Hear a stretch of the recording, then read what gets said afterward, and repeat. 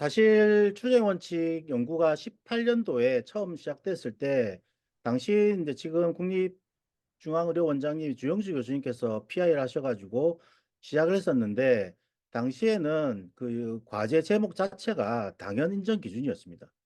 그러니까 6개 상병에 대해서 특정 조건을 갖추면 그냥 인정을 해주자라는 제목이었는데 실제로 연구 결과를 내고 난 이후에 현실에서 반영이 되면서 당연 인정 기준이라는 용어는 안 쓰게 됩니다.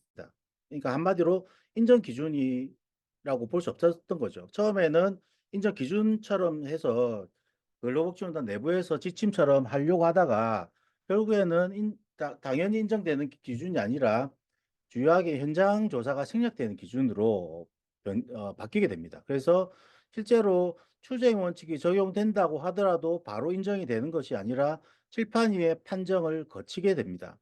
물론 칠판위 판정을 거친다고 해서 인정이 안 되고 그런 경우는 많지는 않습니다.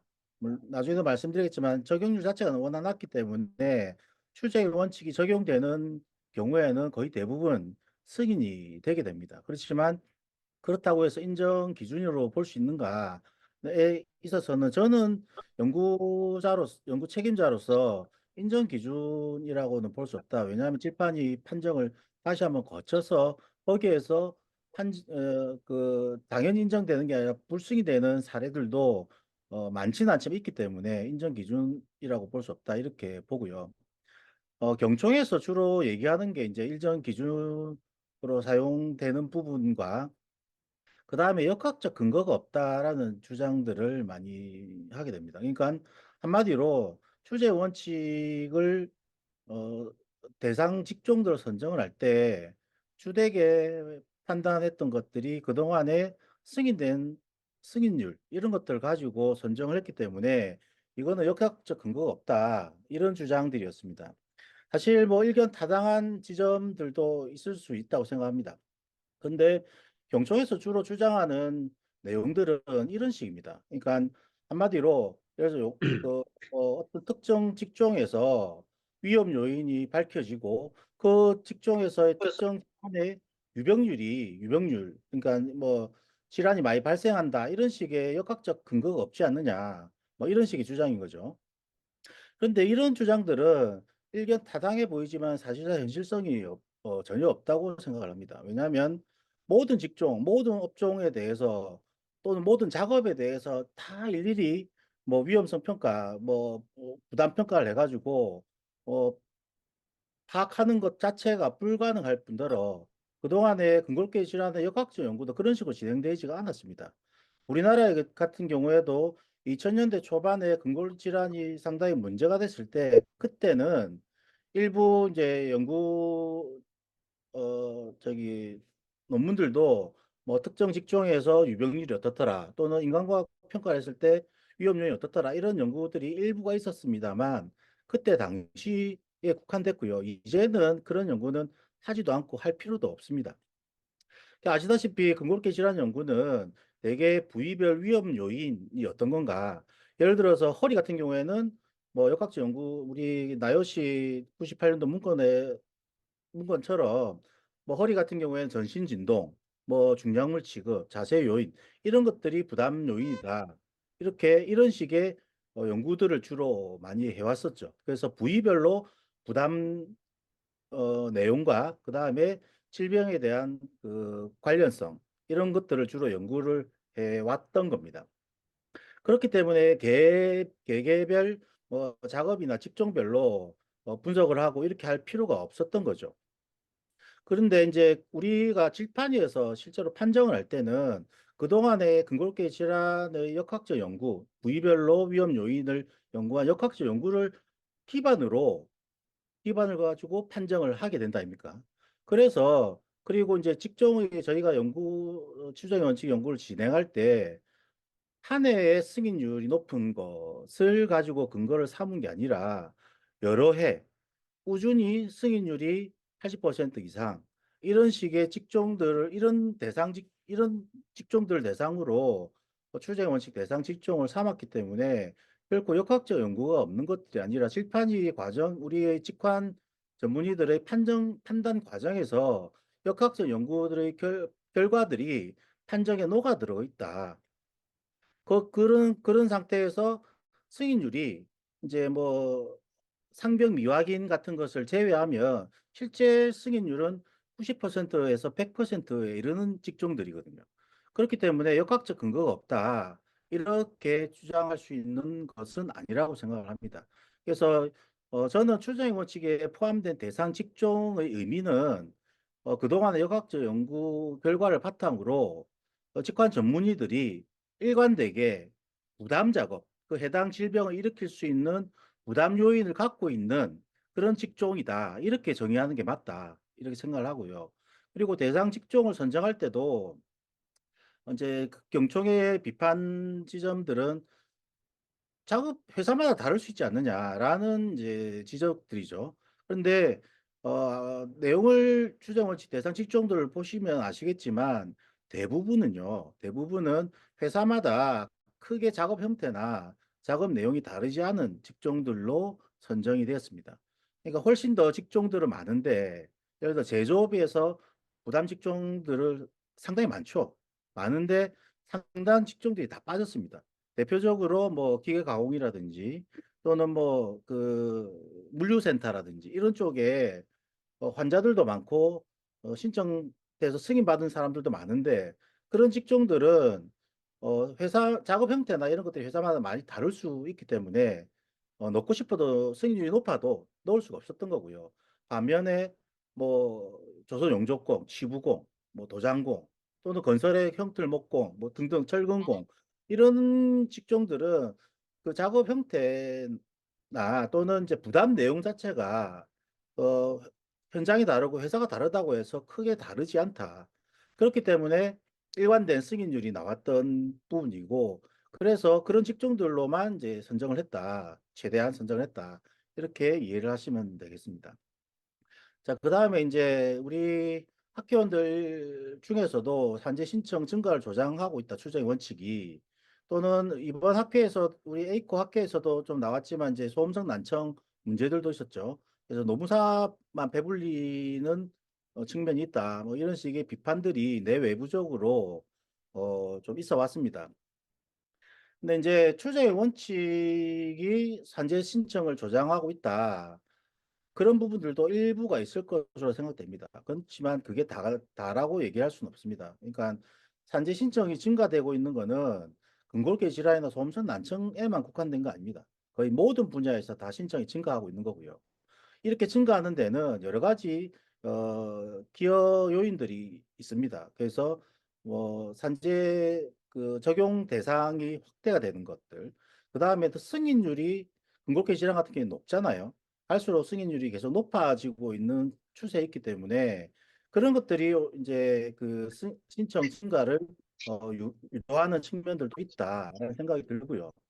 그래서 신청 증가하는 것 자체가 저도 문제인가라는 이제 말씀도 좀 드리고 싶습니다. 그래서 아시다시피 근골계 질환은 그 빙산의 일각이고요. 현재 신청하고 있는 것은 전체 근골계 질환자 중에 극히 일부만 산재 신청을 하고 있는 상황이기 때문에 이게 뭐 신청이 확대가 되고 하는 부분들 자체가 저는 그 자체가 문제라고 생각을 하진 않습니다.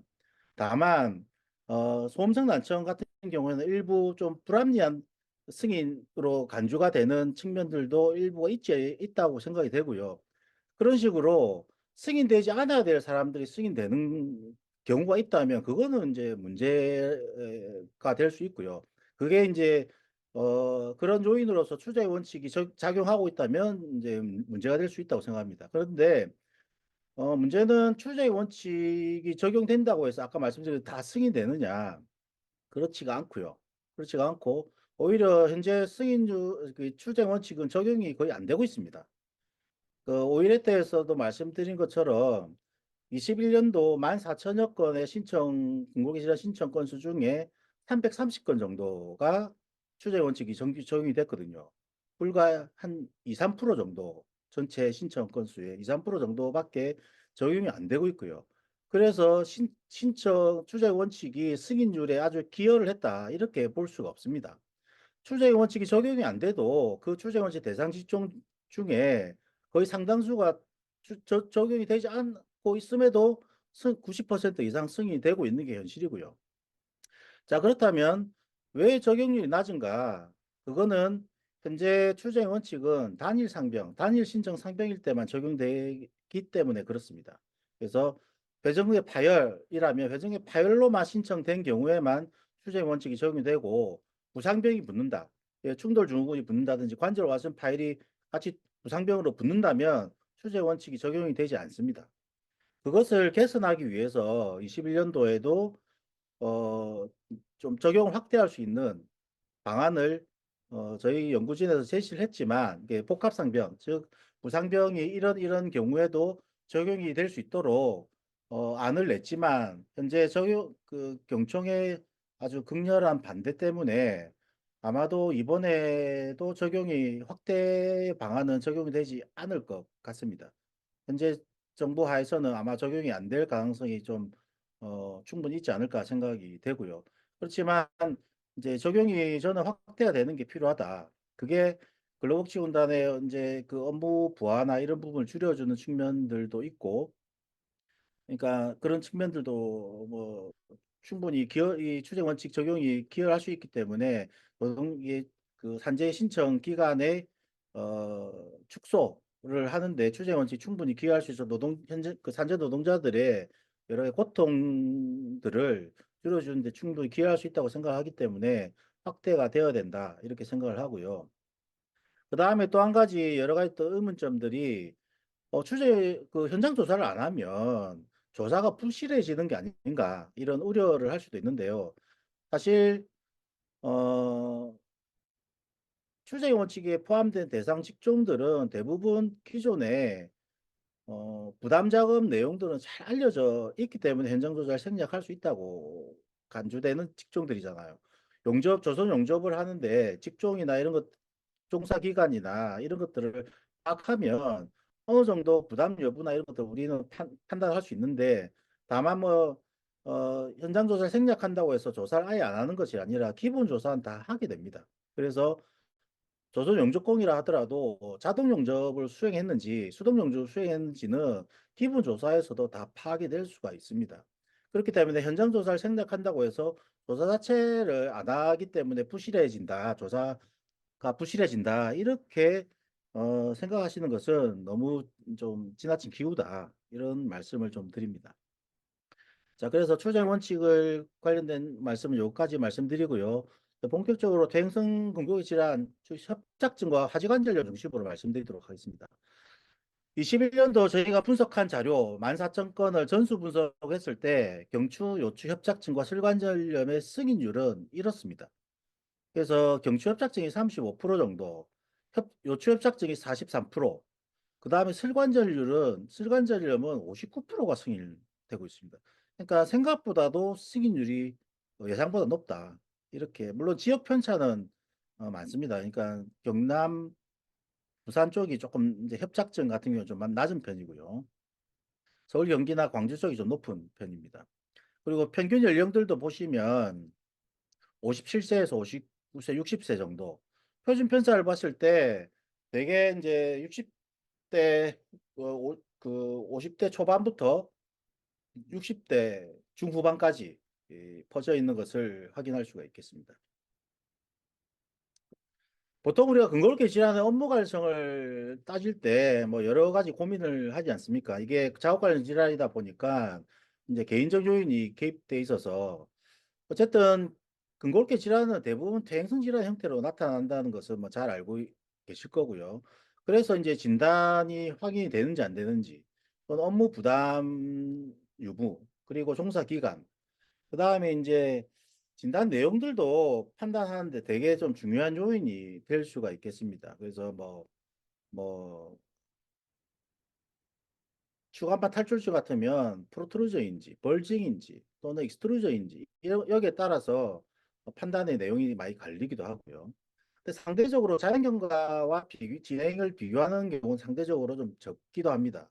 그러니까 웬만한 질환들은 굳이 자연경과와 비교를 하지 않아도 판단을 충분히 할 수가 있는 거죠. 뭐 외상가염이라든지 탈출증이라든지 이런 것 또는 뭐 반월성 연골 파열 이런 것들 같은 경우에는 굳이 자연경과 진행을 비교하지 않아도 되는데 다만 자연경과하고 비교했을 때 도움이 되는 경우들도 있습니다. 예를 들어서 회전근개 파열이 있다.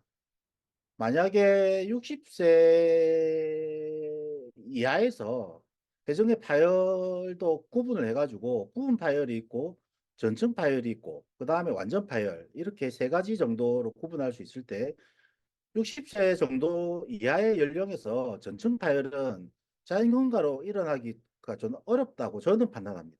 선생님들 어떻게 판단하실지 모르겠는데 쉽게 생각을 해서 여러분 선생님들 주변에 뭐 가족이라든지 또는 뭐 형제 자매 또는 동료 또는 선생님들 선배 예를 들어서 여러분 뭐 대학에 계시면 정년퇴임 하시는 교수님이 65세에서 보통 정년퇴임 하잖아요. 그분이 과연 전증 파열로 수술받는 분들이 계셨던가? 쉽게 뭐 이렇게라도 판단해 보시면 사실상 뭐 부분 파열이나 이런 것들은 있을 수 있을지 몰라도 전증 파열 정도의 그 파열까지 가는 경우는 거의 없다라고 저는 판단을 하거든요. 그래서 일단은 한마디로 사무직 근거롭게 부담이 적은 저희 같은 사무직 같은 경우에는 나이가 들어서 저절로 파열된다고 하더라도 일상생활을 포함해서 저절로 파열된다 하더라도 부분 파열 정도 있을 수 있어도 전층 파열까지 가는 경우는 극히 드물거나 없을 것이다. 이렇게 판단을 저는 개인적으로 합니다. 그런 것들을 판정할 때도 좀 도입을 해가지고 그래서 뭐 업무 관련성을 따질 때 60세 이전인데 전증 파열이다. 이거는 업무 관련성이 충분하지 않느냐. 이렇게 전증 파열까지 가는 데 있어서 직업적 요인들이 주도에게 작용할 수 있지 않겠느냐. 이런 식의 판단들을 할 수도 있기 때문에 이렇게 기본적으로 근골계 질환 업무 관련성을 판단할 때 상임과 진행을 비교하는 것들도 도움이 될 수가 있을 것 같습니다. 자, 근데 퇴행성 근골계 질환은 솔직히 좀 일반적인 외상가염이나 이런 질환보다는 훨씬 더 어렵습니다. 왜냐하면 제 기준이 뭐 딱히 정해진 기준은 없고 유일하게 따질 수 있는 기준이 제가 봤을 때는 자연경과보다 악화된 경우 이게 유일한 기준이 아닐까 이렇게 판단이 되는데요. 문제는 이 기준이 제각각이라는 거죠. 사람의 경험에 따라서 그러니까 특히 정형외과, 신경외과 쌤들도 경험에 따라서 판단이 제각각입니다. 그러니까 어떤 경우가 자연경과보다 악화된 거냐. 한마디로 야 50세 때 퇴행성 변화는 어느 정도가 진행되고 60세 때 퇴행성 변화는 어느 정도 진행되는지에 대해서 답이 없는 거예요. 그렇다 보니까 업무적인 요인에 의해서 퇴행성 변화가 진행됐는데 이게 업무적 요인에 의한 건지 자연경과에 의한 건지 이걸 구분할 수가 없기 때문에 판단이 좀 어려운 측면이 있습니다. 그래서 이제 여러 가지 판단에 있어서 혼란, 그리고 판단 의사에 따라서의 변이, 그래서 판정 불일치나 이런 문제들이 대행성 질환 쪽에서 좀 많이 발생할 수밖에 없지 않는가. 이거는 치과 전문의들 사이에서도 마찬가지지만 탁과 임상 전문의들도 마찬가지입니다. 제각각이라서 이 제가 이제 신청 자료나 이런 것들을 판정 결과를 쭉 읽어보고 했을 때 뭐 이런 변이들을 상당히 많이 확인을 할 수가 있습니다. 또 한 가지는 이제 이런 문제들도 있는 거죠. 부담 작업이나 진단은 확인되나 심하지 않은 경우 어떻게 할 것인가? 이걸 업무관에서 있다고 봐야 되는가? 이런 식의 이제 문제들도 심심찮게 나타나게 됩니다. 예를 들어서 어, 회전계 파열이 있는데요. 회전계 파열이 있는데 이 사람이 조선 용접고 한 30년 했어요. 30년 했는데 어, 퇴직할 때 이제 신청을 했는데 파열이 있긴 있는데 이게 있다 없다가 임상 정형외과 선생님이 헷갈릴 정도의 경미한 수준이다. 그럴 경우에는 이게 업무적인 요인에 의해서 진단은 뭐 양보해서 진단은 된다 하더라도 이게 업무적인 요인에 의해서 발생했다 이렇게 볼 수 있느냐 또는 뭐 탈출증 같은 경우에 그런 경우가 많죠. 협착증도 마찬가지고요. 임상쌤들이 60세 정도에서 산재 신청을 이제 현장에서 많이 하다 보니까 아주 경미한 경우, 탈출증이 있어도 아주 경미한 경우나 뭐 그런 경우 또는 방사선 연골 파열이 있다 하더라도 아주 경미한 경우에는 있는지 없는지가 헷갈릴 정도의 이렇게 애매한 그런 경미한 경우에는 이 정도 나이 때는 60세 정도 나이 때는 이 정도는 다 있다 이런 식의 판단들을 세부터 많이 하시거든요. 그럴 경우에는 과연 업무적 요인 때문에 뭐 발생했다라고 강력하게 주장할 수 있느냐 이런 현실적인 혼란들도 생기는 경우가 있는 것 같습니다. 그래서 좀 어려운 측면이 있고요. 자, 그래서 근데 보통 우리가 질판이나 이런 데서 판정을 할 때, 일반적 형태는 업무 부담, 뭐, 먼저 이제 임상쌤들한테 진단을 물어보죠. 진단을 물어보고, 진단 확인된다. 그러면 업무 부담 있냐, 없냐? 물어보고, 업무 부담 있으면 인정, 없으면 불인정. 이런 식으로 가죠. 하는데, 퇴행성 근골격 질환 같은 경우에는 업무 부담만 가지고 이제 우리가 판단을 하는 경우들도 있지만 그렇지 않은 경우도 좀 많다. 제 경험상으로는 그렇습니다. 그래서 오히려 퇴행성 변화의 정도에 대한 판단들이 업무 관련성을 판단하는데 매우 중요한 경우가 많더라. 이런 경험들을 좀 많이 하게 되고요. 그래서 이제 직관 전문의들도 진단에 대한 판단 능력들이 좀 필요하지 않을까? 계속 앞으로는 더더욱더 필요하고 요구되고 있다라고 저는 생각을 합니다. 그래서 저는 어떻게 질판 일을 하냐면 일단은 뭐 작업 동영상이나 이런 것들을 사전에 보고요. 현장에서 질판이 판정을 할 때는 동영상은 보지 않고요. 앞에 이제 영상 판정을 하는 모니터링을 봅니다. 저는 세 자리 중에 중간 자리에 앉아가지고 한쪽에는 신경외과, 그러니까 척추죠. 한쪽에는 정형외과 쪽 그 영상이 나오도록 그렇게 세팅을 해놨습니다. 그래서 중간에 앉아가 양쪽 그 모니터를 보면서 이제 그 환자들의 그 영상 사진을 쭉 보는 거죠. 그래서 제 나름대로의 영상에 대한 판단들을 쭉 하면서 의견을 드리는 형태로 하고 있습니다. 일단은 구체적으로 협착증 같은 경우에 정의는 이제 아시는 내용이고요. 어떤 형태든 스파이널 이렇게 척추강이나 또는 포라민이 좁아지는 어떤 모든 형태가 다 협착증이 되겠습니다. 그 중에서 협착을 일으키는 많은 원인들이 크게 세 가지입니다. 이제 디스크에 의한 협착. 디스크는 벌징, 팽윤이나 프로트루전도 포함되는 거고요. 그 다음에 파쇄 조인트, 후관절의 관절, 관절염, 오스테오아스라이티스.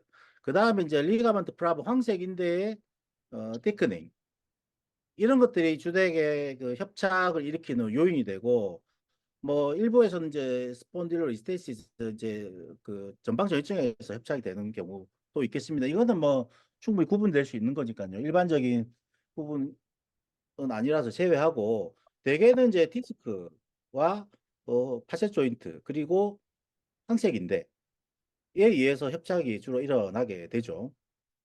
이렇게 보시는 것처럼 여기 오른쪽, 왼쪽은 이제 CT 사진인데 여기 정상적인 A에서 D로 갈수록 심해지는데 정상적인 척추강이나 이제 포라멘이 보이는데 가면 갈수록 여기 보시면 D를 보시면 후관절도 퇴행성 변화, 어차피 관절을 퇴행성 변화가 많이 일어나면서 척추강을 많이 침범을 하고 있죠. 그래서 그만큼 좁게 만들고 있고 여기 오른쪽은 MRI인데요.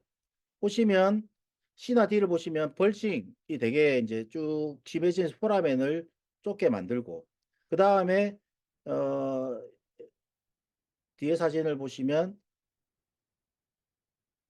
중간 사진 같은 경우에 이 파쇄 조인트 아스라이티스가 동반돼 있고 벌징이 동반돼 있고 그러면서 리감도 플라분도 좁아져 두꺼워지고 하면서 이제 척추관과 포라멘이 그 공간이 많이 협소하게 된 협착 증상을 보이고 있고요.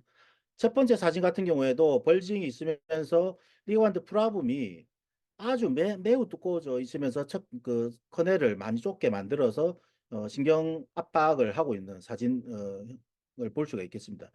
그래서 이런 것들이 전형적인 이제 척추 협착증의 양상이 되겠습니다. 사실 그 다음에 이제 척추관 협착증뿐만 아니라 포라미날 스테노시스 같은 경우에도 포라미날 스테노시스는 대개 그 벌징이나 디스크 프로트루전과 연관성이 좀 많이 있습니다. 물론 이제 파쇄적인 아스라이티스 영향을 줄 수 있고요. 그래서 경미한 경우에는 이제 요런 쪽과 요런 쪽을 비교해 보시면 여기 있는 이제 그 4, 5번 같은 경우에 이 디스크의 돌출로 인해 가지고 그 포라멘이 좀 많이 좁아져 있는, 그 다음에 여기 같은 3, 4번 같은 경우에도 여기 포라멘의 이제 그 디스크에 의해서 많이 좁아져 있는, 아래 위와 비교해 보시면 그 차이를 확실하게 느낄 수가 있을 겁니다. 그래서 대개 이제 디스크의 벌징이나 프로트루전에 의해서 좁아지는 측면이 많이 확인이 되게 됩니다. 그래서 이제 엑시알로 봤을 때도 이제 오른쪽은 어느 정도 포라멘의 공간이 있지 않습니까? 근데 왼쪽 같은 경우에는 이렇게 넓게, 이거는 뭐 판독한 의사에 따라서 영상의학과 같은 경우에는 벌징으로 보기도 하고 또는 브로드 베이스드 프로트루전 이렇게 보기도 하는데, 어쨌든 이만큼 돌출된 디스크에 의해서 포라멘이 많이 좁아져 있는 것을 확인할 수가 있습니다. 일단 케이스를 조금 먼저 보시면서 말씀드리도록 할게요. 이거는 행정소송 케이스고, 신청 당시에 59세 남성이었습니다. 84년부터 2007년까지 자동차 스프레이 도장을 22년간 했습니다. 그래서 자동차 스프레이 도장은 중량물 취급은 별로 없지만은 허리를 굴고 비틀림이 매우 빈번하게 발생하는 자세 요인이 아주 많은 허리 부담 작업이 되겠습니다. 그러다가 이제 시기를 2007년까지 했거든요. 2007년도부터 18년까지는 자동 수동 변속기 조립 또는 변속기 하이브리드 조립을 하게 됩니다. 그래서 시기가 2007년도부터 시작했다는 거. 근데 이 작업들은 서서 작업을 하고 중량물 취급도 그 호이스트나 이런 것들 이용해서 하기 때문에 별로 부담이 없어요. 허리의 움직임이나 이런 것들도 심하지가 않습니다. 따라서 자동차 스프레이 도장은 매우 허리 자세 요인이 많은 부담 작업이지만, 이 변속기 조립 작업은 허리 부담 작업으로는 보기가 어려운 작업이었습니다. 그런데 이분이 2018년도에 요추 345-전추 1번 탈출증으로 산재 신청을 했는데 불승인 됐어요. 그래서 행정소송을 제기하게 됩니다. 자, 그런데 이분이 앞에 보시면 2018년도 산재 신청했지만 2013, 13년도, 즉 자동 변속기 조립을 하고 있는 이 기간에 허리가 아파가지고 MRI 사진을 찍은 게 있었습니다. 자, 그때 MRI 사진을 보시면 요추 3, 4, 5번 보시면 이 사이탈 뷰에서는 이제 어느 정도 약간씩 이제 디스크의 돌출이 있습니다. 있다는 게 확인은 되고, 예, 퇴행성 변화나 이런 것들은 다 와 있고요. 그 다음에 스파인의 퇴행성 변화는 그렇게 심하지는 않게, 첫 주체에 심하지 않고, 반면에 2018년도 사진을 보시면 여기 보시면 이제 시몰스 노드도 보이시고 돌출들도 어느 정도 조금씩 더 진행된 것처럼 보입니다. 3, 4번 부위를 보시면 일단은 벌징 탈출증은 없어요. 탈출증은 없고 벌징 소견이고요. 벌징 소견에다가 지금 척추강들도 세모 모양으로 어느 정도 조금 좁아져 있는, 그래서 여기 이제 리가멘트 플라붐도 조금씩 두꺼워져 있고 파세 조인트 아스라이티스도 특히 오른쪽 같은 게 좀 더 심하죠. 이게 조금 더 심하면서 앞으로 돌출을 하고 있는, 그래서 포라멘도 조금 좁게 만드는 형태의 협착 상태를 보이고 있습니다. 자, 그런데 2018년도에 보면 2013년도에 비해서 더 악화된 소견을 볼 수가 있죠. 확실히 이 척추강도 좁아져 있습니다. 그렇죠. 면적도 좁아져 있고 리가드 플라붐도 두꺼워져 있으면서 아스라이티스 더 심해지고 그 다음에 벌징도 더 심해져 있는 것을 확인할 수가 있습니다. 자, 그 다음에 4번, 5번도 마찬가지입니다. 이 척추강 자체는 많이 차이가 나지 않지만 2014년도에 조금 더 좁아져 있고요. 아스라이티스 같은 경우에는 더 심해진 것을 확인할 수가 있습니다. 5-1001번 같은 경우에는 크게 많이 차이 나지는 않지만 뭐 이 약간 조금 더 좁아져 있는, 그 18년도가 조금 더 좁아져 있는 그런 느낌이 있습니다. 자, 이런 것들 종합했을 때 이분 같은 경우에는 13년도에 변속기 조립을 하고 있을 때지만 이미 척추 협착증이 어느 정도 와 있다고 볼 수 있고요. 다만 탈출증은 없죠. 그래서 이분은 기본적으로 탈출증으로 산재 신청했기 때문에 했는데 탈출증이 없기 때문에 이분은 뭐 불승인이 타당하다고 생각하고요. 다만 제가 이걸 꺼낸 거는 협착증 때문에 이분은 어쨌든 13년도 협착증이 와 있는데 이 협착증 같은 경우에는 그 13년도면 나이가 54세, 53세 정도 되거든요. 50대 초반인데 이미 협착증이 와 있다. 이거는 저는 22년간의 어떤 도장 작업, 도장 스프레이 작업으로 인해 가지고 협착증이 더 빨리 진행돼서 왔을 가능성이 충분히 높다. 이렇게 생각을 합니다. 다만 18년도에 이 13년도에 비해서 18년도에 악화됐잖아요. 악화된 것은 업무 관련성이 낮다. 왜냐하면 이미 이분은 2007년도 이후부터는 조립 작업, 특히 허리 부담 작업이 별로 없는 부담이 적은 그런 작업에 종사를 해왔고 특히 이제 13년 이후부터 18년까지 더 악화된 그러니까 요거는 작업 부하보다는 자연 경과로 악화될 가능성이 높기 때문에 18년도 상태의 경우에는 업무 관련성이 높다고 할 수 없다. 이렇게 판단했던 사례입니다.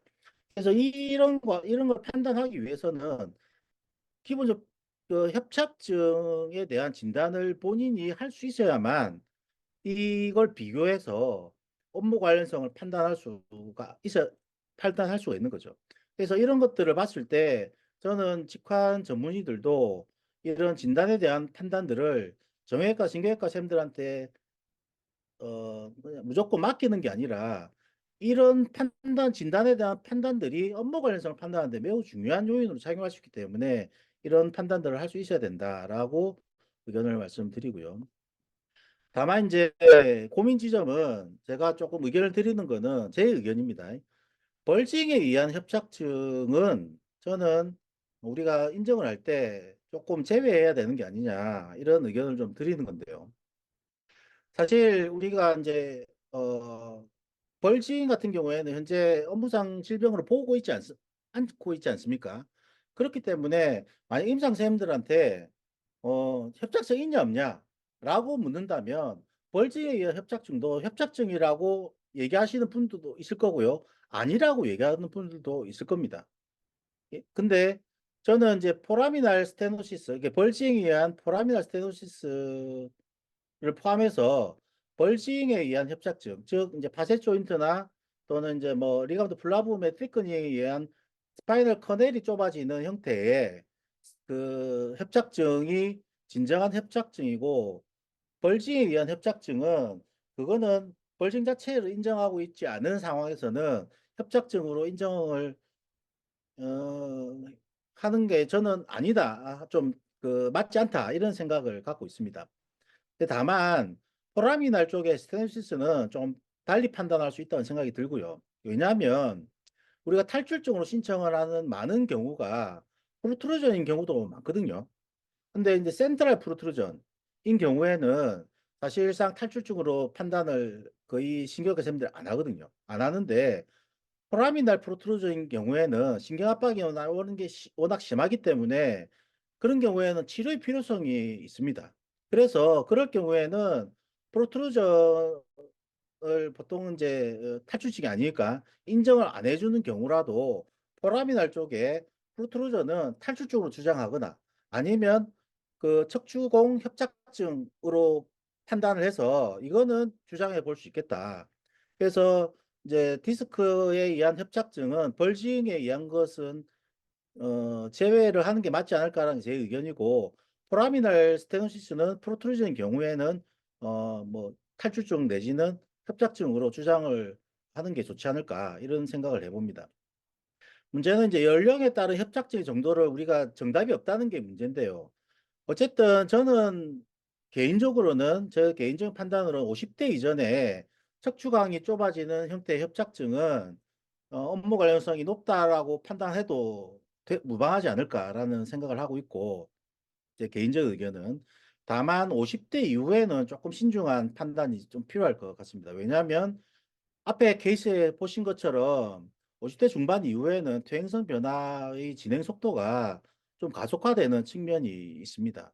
실제로 우리 신체의 퇴행성 변화는 20대부터 진행하지만 근골계 같은 경우에는 근력이나 이런 것들이 40대 중반부터 확 떨어지기 시작하거든요.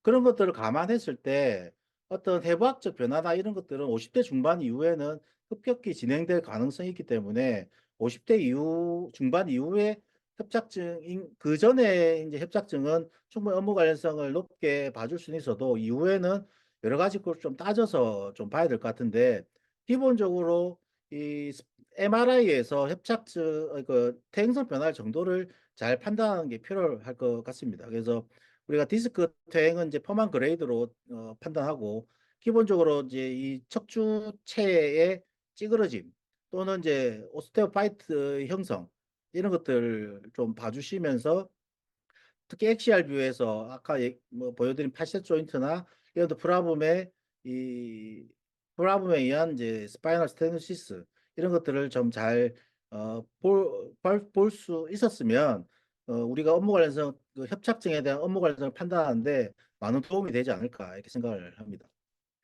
그 다음에 이제 퇴행성 관절염인데요. 상지 관절염은요, 사실 업무 관련성이 높은 관절염이라고 볼 수 있겠습니다. 특히 팔꿈치에 관절염이 생긴다면 이거는 거의 뭐 직업병이라고 볼 수 있고요. 왜냐하면 관절염이 잘 안 생기죠. 그러니까 상지의 관절염은 사용과 관련해서 주로 발생을 하기 때문에 그렇지 않고서는 류마티스나 이런 게 아니라면 사용 외에는 발생하지 않습니다. 기본적으로. 발생 자체가 느리죠. 제가 40대 중반 이후에 46세인가 47세에 어깨가 아파서 찍어봤는데 오른쪽 어깨를 제 어깨에 보니까 상부 관절 와선 파열은 전혀 없고요. 어깨에 그 견봉쇄골 관절염이 아주 경미하게 있는 데 없는 데 할 정도로. 그러니까 소위 말해서 50대 이전에 자연경과로서 사무직은 발생하기가 어려운 거죠. 50대 이후에는 발생할 수도 있습니다만 그 다음에 이제 팔꿈치나 손목이나 이런 데는 사용관에서 발생하지 기본적으로 사용하지 않으면 발생할 가능성은 거의 없다고 보시면 되겠습니다. 그래서 상지는 관절염은 주로 사용과 관련돼 있어서 업무 관련해서 높다고 볼 수 있는데 하지 쪽이 문제죠. 하지 쪽은 뭐 체중 같은 비직업적 요인들이 관여를 상당히 많이 하기 때문에 또는 취미생활 같은 거 상당히 관여를 많이 하기 때문에 그래서 주로 하지 관절염에 있어서 업무 관련성이 문제가 된다고 볼 수 있겠습니다. 슬관절의 위험 요인은 다 아시는 내용입니다. 제가 강조하고 싶은 거는 일단 이런 것들입니다. 먼저 여성. 우리가 근골계 질환은 여성이 대부분 다 취약합니다. 제가 건강보험 자료 한 7년 정도치를 16개 근골계 질환을 가지고 분석을 해봤는데요. 모든 질환에서 그 여성이 그 남성보다 근골계 질환 치료를 많이 받습니다. 모든 진단명에서. 근데 그 중에서 독보적으로 치료를 받는 질환이 딱 두 개가 있습니다. 수근관 증후군하고 무릎 관절염입니다. 송한수 교수님이 이제 무릎 관련해서 연구를 되게 계속 많이 하고 계신데 거기도 마찬가지 결과이고요. 어쨌든 여성은 남성에 비해서 조기에 관절염이 일어날 가능성이 저는 충분히 있다고 봅니다. 그래서 남성보다는 여성에 대한 무릎 관절염에 대한 업무 관련성 판단할 때 조금 더 신중한 판단이 필요하다. 신중한 조사와 판단이 필요하다. 이렇게 보시면 될 것 같고요. 그 다음에 이제 비만이 중요한 요인이라는 걸 잘 아실 것 같고요. 비만이 중요하다면 그만큼 중요물 취급도 중요한 요인이죠. 근데 칠판지에서 하다 보니까 쪼그려 앉기는 되게 중요하게 생각하면서도 중량물 취급은 상대적으로 좀 등한시하는 경향이 있더라라는 좀 경험을 좀 하게 됩니다. 그렇지만 앞서 비만이 중요한 요인이라면 당연히 중량물 취급도 중요한 요인이죠. 그렇기 때문에 업무 과에서 판단할 때 중량물 취급도 매우 중요한 요인으로 취급을 하는 게 맞지 않을까 생각을 하고요. 또 한 가지 강조하고 싶은 것은 내반슬입니다. 내반슬. 그러니까 우리나라 사람들은 특히 여성인 경우에 내반슬이 되게 많다고 합니다. 저희가 쌤들하고 토론했을 때 우리나라 사람들이 여러 가지 뭐 유전적 요인들도 있고 그 다음에 좌식 작업이나 좌식 생활 습관이나 등등 여러 가지 포함해서 내반슬의 유병률이 상당히 많습니다. 실제로 선생님들이 판정을 경험하실 때 내적 방아성 연골 파열이 대부분이잖아요. 외측도 동반되는 경우가 간혹 있습니다만 대부분 내측 방아성 연골 파열, 특히 후각부 타열이 대부분이고 그 다음에 관절염도 마찬가지입니다. 내측부터 관절염이 심한 경우가 흔히 많이 보게 됩니다. 그래서 사실상 업무 관련을 따질 때 내측에 발생하는 것 자체가 직업적인 요인으로 발생했다고 단정할 수 없다라고 생각이 들고요. 왜냐하면 이런 여러 가지 요인들이 있기 때문에 특히 또 해부학적으로도 내측 방사연골이 크고 부하를 더 많이 받는 측면이 있기 때문에 안쪽부터 먼저 파열되는 경우가 이제 의학적으로 충분히 타당성이 있는 거죠. 그래서 안쪽이냐 바깥쪽이냐가 중요한 게 아니라 관절염은 얼마나 조기에 발생하고 더 심해졌는가 이게 가장 핵심적인 판단의 내용이 되겠습니다. 그리고 이제 마라톤이나 조깅 같은 경우에는 상당히 큰 부하기 때문에 개인적 요인으로서 매우 중요하게 따져야 될 요인이라고 생각을 하고요. 그 다음에 수술이나 외상 같은 경우에도 외상후 관절염이라는 진단이 있지 않습니까? 그리고 우리 척추 같은 경우에도 수술 이후에 분절 증후군 같은 요인들이 있기 때문에 특히 이제 방어선골 파열 보통은 절제술을 많이 하잖아요. 잘라내잖아요. 그 이후에는 관절염이 급격히 빨리 진행을 하게 되는 양상을 많이 보이기 때문에 그럼 얼마 만에 진행하냐? 보통 2, 3년 만에도 확 진행을 한다고 되어 있습니다. 그래서 이런 외상이나 수술 과거력 이런 것들도 따져보시는 게 업무 관련 판단하는데 매우 중요하다 이런 생각을 하고요. 자, 우리가 관절염은 대개 이제 MRI로 진단 내리기보다는 일반 방사선 사진, 캘그레 로렌스 그레이드를 가지고 판단을 좀 많이 하게 되죠. 그래서 1, 2, 3, 4 가지고 사진을 보는 게 제일 좋을 것 같고요. 그래서 아마 아실 겁니다. 이거는 그래서 보통은 이제 뭐 산재 판정에서는 2부터 이 그레이드 2부터 많이 보게 되고 3, 4도 흔히 많이 보게 됩니다. 보통 그리고 3, 4 정도 되면 수술 적응증이 되기 때문에 전치환술 내지는 반치환술의 대상이 되게 됩니다. 그래서 이런 사진을 보고 어떤 KL 그레이드를 판단할 수 있는 정도의 능력들은 갖추고 계시는 게 좋겠다 생각을 하고요. 케이스를 말씀드리면 54세입니다. 54세. 용접 작업을 14년간 하고 마지막 7년을 관리 감독을 했어요. 네, 좌측, 내측 방전골 파열, 그 다음에 실관열 산재 신청했는데 특별 진찰을 했는데 용접 작업만으로도 종사 기간 충분히 기니까요. 용접 작업만으로도 발생이 가능하다. 그래서 연골 파열과 슬관절염 모두 산재 업무 관련이 높다라고 판정했는데 질판위에서는 연골 파열만 승인하고 관절염 불승인 처분을 했습니다. 그래서 관절염에 대해서 행정소송을 제기했고 저희 의료가 사안감정위원회로 의뢰가 됐습니다. 질판위 같은 경우에는 불승인 이유는 뭐 아마도 마지막 7년 관리 감독을 했던 게 부담이 적었던 게 아니냐. 그래서 관절염을 낮게 업무관리자는 판단했던 것 같은데 사실상 아시다시피 용접은 뭐 논의에서 제외하고요. 관리 감독인 경우에도 현장 순회를 하고 작업 준비를 보통 해주거든요. 반장이나 이런 사람들 보면 작업 준비를 하면서 작업 공구 또는 자재 이런 것들 날라주거든. 작업하고 그 다음에 뭐 작업자가 빵꾸 난 경우에는 자기가 일을 실제 하기도 하고 여러 가지 무릎 부담 작업들이 존재를 합니다. 물론 용접 작업에 비해서는 무릎 부담이 적지만 어쨌든 일반 인구에 비해서 훨씬 더 일반 사무직에 비해서 훨씬 더 많은 무릎 부담 작업이 존재를 하죠. 다만 이분 같은 경우에는 그럼에도 불구하고 컨디션을 낮다고 판단한 게 이분은 KL 그레이드 1 저는 사실 거의 정상으로 봐도 무방하다고 판단될 정도의 수준이었습니다. 그래서 이 KL 그래도 원 정도의 수준이라면 이번 업무적인 요인에 의해서 발생했다라고 단정할 수 없다라고 해서 관리에서 낮다고 판단했던 사례고요. 61세 남성이고 이분은 선박가역원으로 18년까지 17년간 일했습니다. 그전에는 선원 8년 했고요. 좌측 실관절 관절염을 산재 신청을 했습니다. 그리고 좌측 실관절 이미 취환술 했어요. 61세 남성인데 실관절 취환술, 선박 하역원. 사실 뭐 근데 특별 진찰을 했는데 업무 부담이 적다라고 해서 관련해서 낮은 판정을 냈습니다. 근데 만약에 이 사람이 부담이 높았다면 승인될 수도 있는 정도 수준. 왜냐하면 좌측 실관절 4기였거든요. 그래서 슬관절, 그러니까 4기 정도였기 때문에 61세에서 4기 정도의 관절염이면 솔직히 조기에 인공치환술을 받았다고 볼 수 있기 때문에 업무 관련성이 높다라고 판단할 수 있었을 건데, 이분 같은 경우 작업을 보니까 회사에서 주장하는 건 이런 형태죠. 그래서 뭐 이렇게 해가지고 던지고 하기 때문에 쪼그려 앉아 일하는 게 별로 없다. 이런 식의 주장이었는데, 실제 작업자들은 이건 작업자가 보내온 사진입니다. 그래서 실제로 이렇게 앉아서 이렇게 이 통에 들어가서 쪼그려 앉아 일하기도 하고, 그래서 쪼그려 앉아 작업하는 게 많다.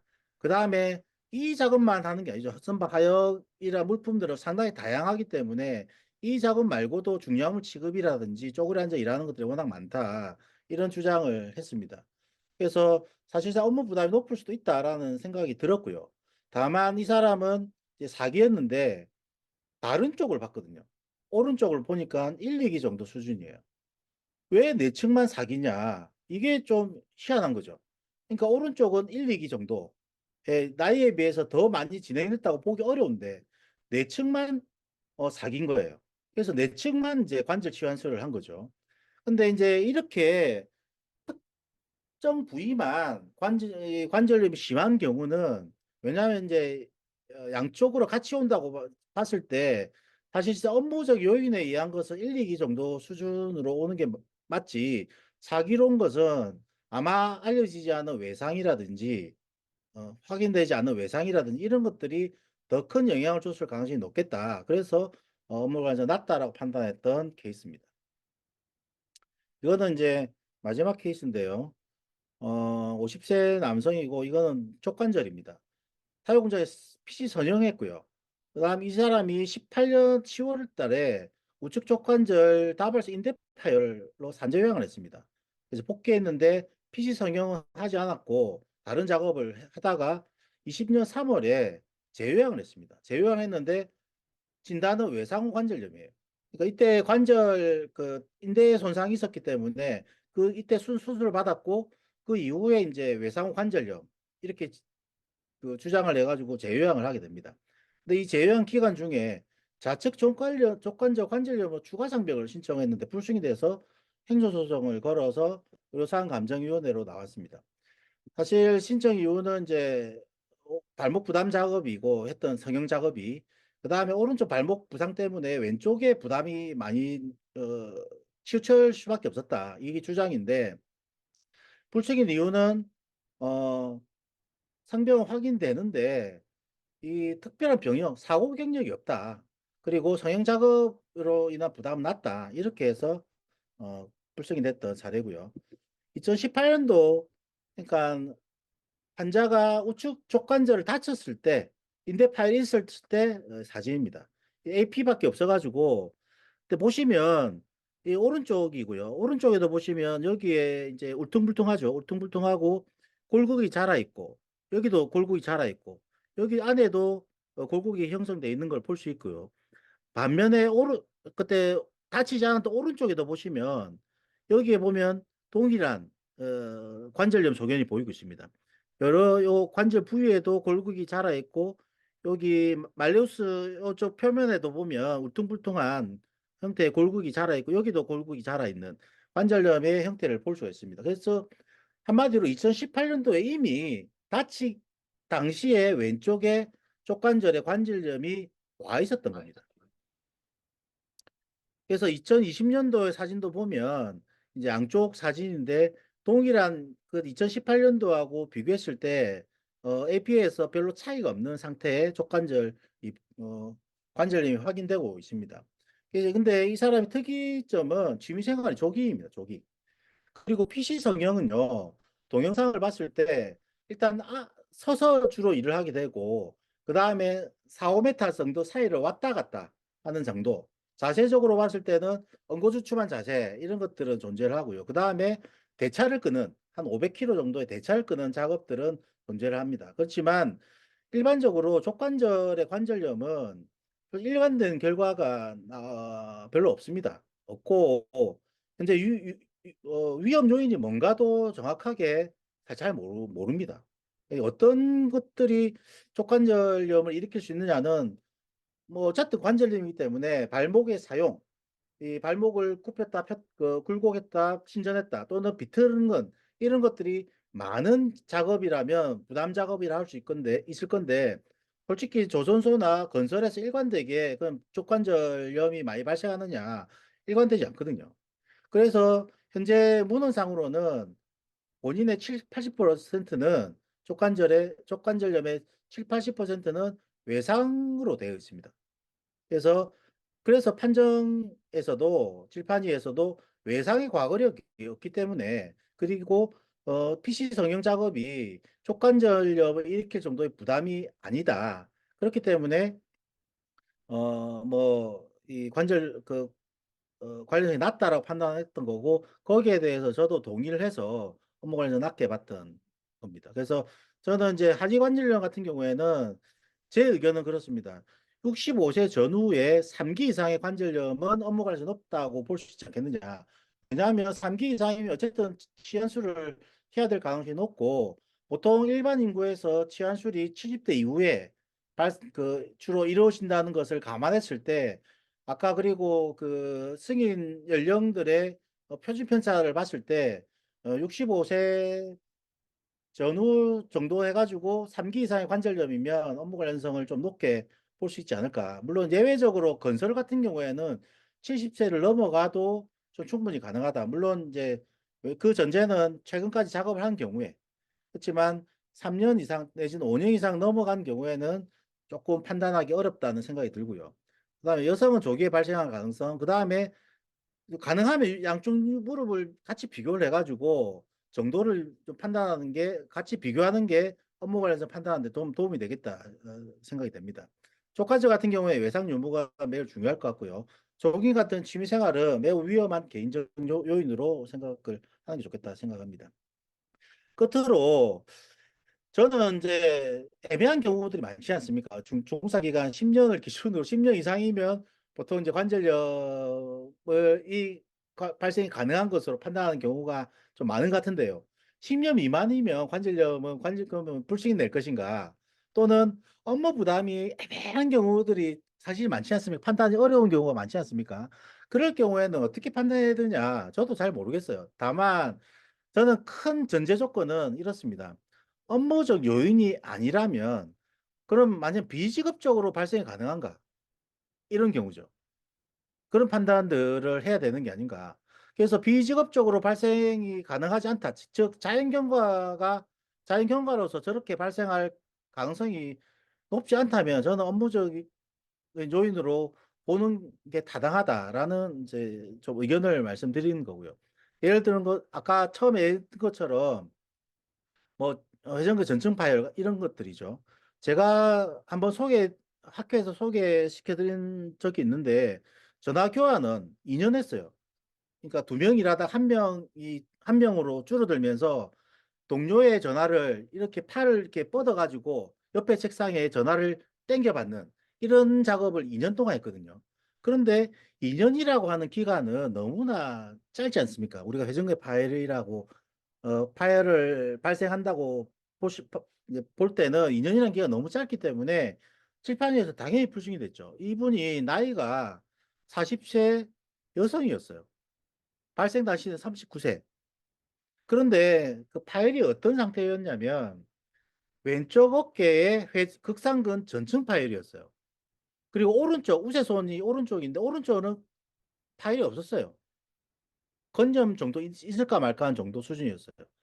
그러니까 저는 처음에 이제 생각했을 때 이거는 2년밖에 안 되고 물론 팔을 뻗는 부담 요인이 있지만 기간이 너무 짧기 때문에 관리성 있냐 이렇게 생각을 했지만 처음에는 그렇지만 이 정의대로 아니 그럼 39세 젊은 여자가 전층 파열이 어떻게 가능하냐 가사노동 가족들이 다 떠맡아 그 저기 맞벌이했기 때문에 부모님이 다 해줬고 그 외에는 전층 파열, 부분 파열이라면 또 몰랐지만 전층 파열이 비우세손에 왜 발생했을까 설명이 안 되는 거예요.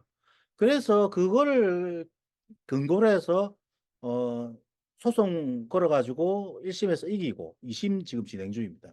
어쨌든 이런 경우에는 저는 이제 자연경과를 가지고 우리 대행성 질환처럼 자연경과를 가지고 판단을 보통 해보면 어느 정도 답을 얻을 수 있지 않을까 생각을 하고 그 다음에 이제 타임상이 같은 경우에 이제 우리가 진단이나 판단을 못할 때 비슷한 그 연령대에서 발생이 가능하냐 이 정도 생길 수 있느냐 물어볼 수가 있다 아닙니까? 그런데 반드시 사무직으로 물어보셨으면 좋겠습니다. 왜냐하면 정형외과, 신경외과 선생님들의 환자 경험은 워낙 다양하고 그 사람들은 사실상 육체 노동하는 노동자들을 대상으로 환자 경험을 했을 가능성도 충분히 많기 때문에 사무직하고 비교를 하는 게 저는 맞다고 생각을 하고요. 끝으로 이제 취미생활에 대해서는 점점 가면 갈수록 취미생활의 중요성을 좀 많이 느낍니다. 그래서 여기 나열된 그 취미생활에 대해서는 확실하게 조금 문제를 하시는 게 좋지 않을까 생각이 됩니다. 제가 사실 어, 강의를 최대한 줄이고 질의응답이나 토론을 통해서 좀 많이 하고 싶었는데 제가 말이 너무 많아가지고 좀 죄송하게도 이렇게 발표 시간을 다 잡아먹었네요. 혹시 궁금한 점 있으시면 어,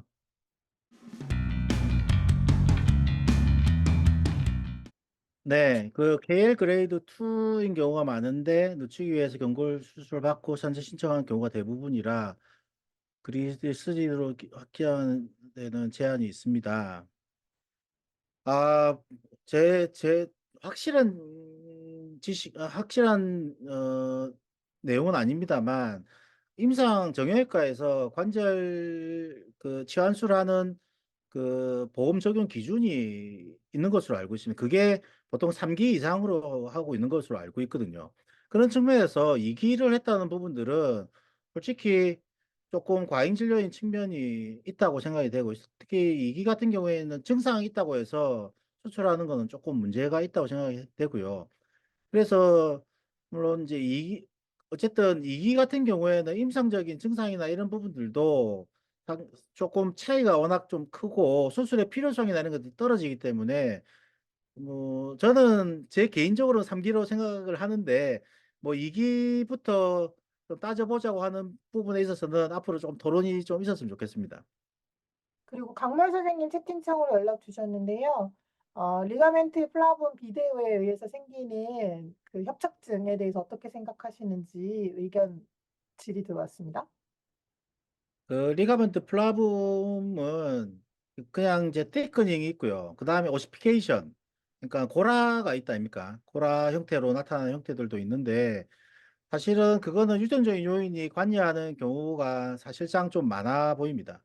근데 이제 그런 부분들이 리가멘트 플라붐만 존재한다면 다른 데 대한 다른 것에 의한 그 퇴행성 변화는 없이 리가멘트 플라붐의 비대 내지는 고라만 존재를 한다면 그거는 유전적인 요인이 좀 강할 것 같고 만약에 파세 조인트 아스라이티스나 이런 거 같이 동반돼 있을 때는 업무관에서 높게 볼 수 있지 않을까 이렇게 생각을 합니다. 네. 역시 이 업무 관련성 판단과 관련한 강의는 학회원들의 폭발적인 인기를 받게 경험하게 되는 것 같습니다. 다들 너무 관심이 많으신 주제고요. 시간이 혹시 네. 질문이 있으신데 네. 지금 아마 제일 고민하는 질판에서 아마 제일 고민하고 계신 문제 같은데 정년 앞두고선 사실 아시잖아요. "머리부터 발끝까지 모든 관절을 다 찍겠다." 이러면서 이제 해 가지고 오는 경우도 있는데 전신에 이 경우에 어떻게 대처를 하는 게 좋겠냐 추정의 원칙을 주장하면서에 대한 사공주 선생님 질문 있으셨습니다. 다들 그런 케이스 많이 보셨을 거예요. 머리부터 발끝까지 진단명 붙어오는 케이스들이요. 네. 이런 경우에는 현재 추정의 원칙으로는 거의 대부분 적용이 안 됩니다. 왜냐하면 다 그 복합 상병, 신청 상병이기 때문에 이런 경우에는 대부분 한 부위에 여러 상병이 신청이 된다 아닙니까? 그럴 경우에는 추정의 원칙이 적용이 안 됩니다. 다만 제가 말씀드린 그 복합 신청 상병까지 확대가 된다면 이런 경우에는 좀 문제가 되겠죠. 근데 문제는 이거를 글쎄 어떻게 대처를 해야 될까요? 뭐 신청 자체를 막지는 못할 것 같은데 어쨌든 요새 이런 문제들 때문에 진단에 대해서는 점점 칠판에서는 보수적으로 판단하는 경향들이 있어서 뭐 신청을 한다고 해도 뭐 무작정 승인되고 이렇지는 못하지 않을까 뭐 이런 생각이 좀 듭니다. 답변이 됐는지 모르겠네요. 네, 아마 그렇게 하시는 경우는 추정형 원칙 적용 대상이 아까 말씀드렸다시피 복합상병은 현장조사 생략이 아니기 때문에 네, 그냥 원래 하시던 대로 하시면 되는 상황이라고 보시면 될 것 같습니다.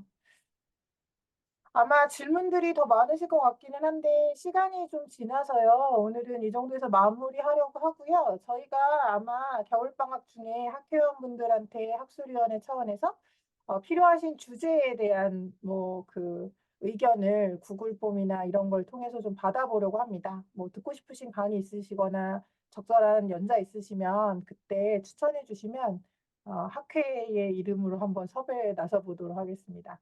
한 학기 오늘 강의해 주시느라고 너무 고생한 김영기 교수님 감사드리고요. 네, 한 학기 동안 네, 화요일 천 세미나 꾸준히 참여해 주신 학회원 여러분들께도 감사드립니다. 연말연시 잘 보내시고요. 새해 복 많이 받으시고 메리 크리스마스입니다. 네, 수고하셨습니다.